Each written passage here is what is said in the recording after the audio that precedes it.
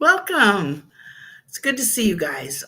This is Joyce from Mystic Soul Insights, and I'm happy to have you here. Today, I'm going to be delineating a chart for a friend of mine, a new friend of mine. So, with no further ado, I would like to introduce you to Anastasia Pavlov, and I'll let her introduce herself. Hi, everyone. How are you? I'm Anastasia. It's such a pleasure to be here.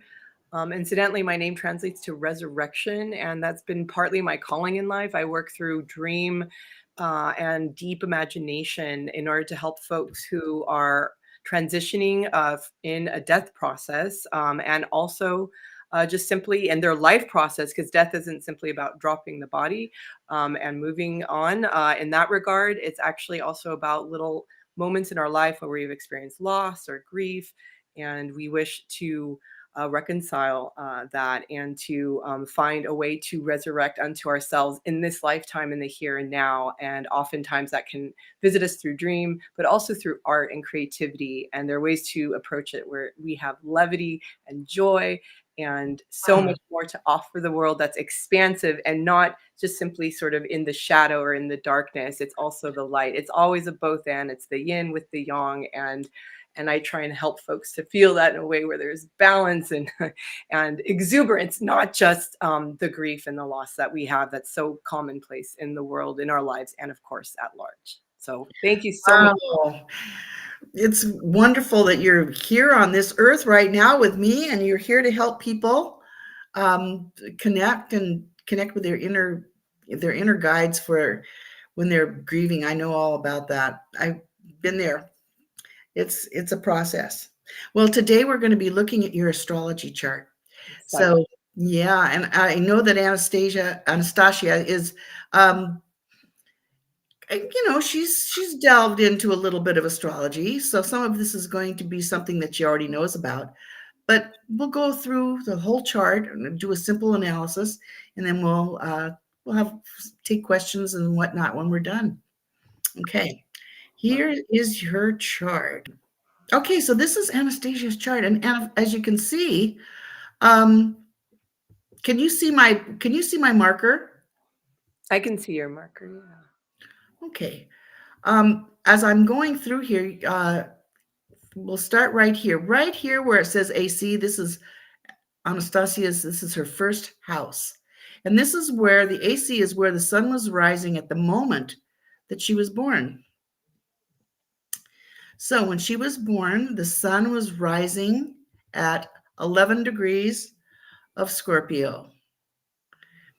And on either side of this line, which is the horizon where the sun is rising, you can see that down below, that's the glyph for Uranus, and it was still below the horizon. So was her sun. Her sun had not yet come up.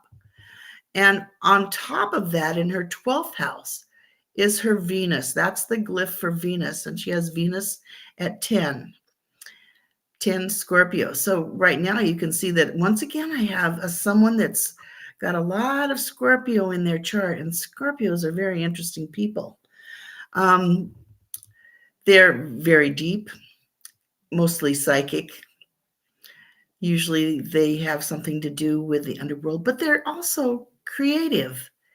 And they like to delve deep into what they do, but that doesn't mean they don't have fun. And so maybe a fun thing for a Scorpio to do would be to sit down with a good book and about maybe, some kind of psychology or something and start reading. Or it might be if they were interested in astrology, and they might sit down with a good astrology book and find out more about their inner workings. They also like to have some time alone, as everybody does, but sometimes that time alone is necessary for them to rest and recuperate. Um, so anyway, she has this conjunction of her sun, of her Venus, the ascendant, and Uranus, and then comes her sun. It's not Anastasia has got Her sun at 27 degrees in her first house, which means she has a very big personality. Her sun lights up her first house, and that is her personality. This is really who she is. She is Scorpio, this girl. So the ruler of Scorpio is what? The ruler of Scorpio is Pluto and Mars. Mars is up on top. So it's got a double ruler. The ancient ruler is Mars, and the newer ruler is Pluto. And Pluto, we find Pluto is in her 11th house, and it's in Libra. The ruler of Libra's ruler is Venus. We come back down, and here is Venus, and it's in Scorpio. So when I go around and around, the ruler of her chart is Scorpio. It's Pluto.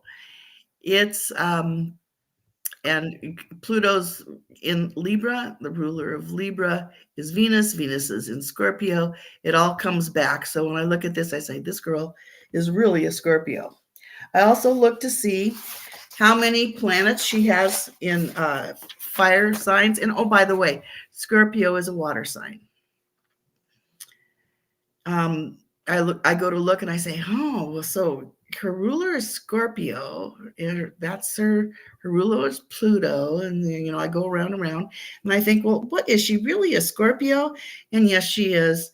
When I looked at that, Scorpio is a fixed water sign, and she has a lot of fixed planets in her chart, including Mars. I will count Chiron, her sun, Venus, Uranus. And so that tells me right there, those are fixed. And I look over here at the water sign. She's got Jupiter in a water sign, Sun, Venus, Uranus, and the moon. So that means that she is a fixed water sign. That's what she feels like, and that's what she is. So it comes right out. This girl is a Scorpio. Would you agree with that? I'm the most quintessential Scorpio I know. Yes, absolutely.